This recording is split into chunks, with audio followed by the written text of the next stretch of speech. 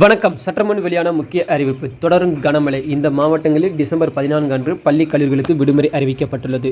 தெற்கு அந்தமான் கடல் பகுதியில் மேல் ஒரு வளிமண்டல மேலடுக்கு சுழற்சி காரணமாக டிசம்பர் 17ஆம் தேதி வரை இந்த மழை நீட்டிக்கப்படும். இதன் காரணமாக தமிழகத்தில் அடுத்த 48 மணி நேரத்திற்கு மழை மற்றும் கனமழை பெய்ய வாய்ப்புள்ளது. இதனைத் தொடர்ந்து இப்போதைக்கு ஒரு சில மாவட்டங்கள் மற்றும் விடுமுறை அறிவிக்கப்பட்டுள்ளது.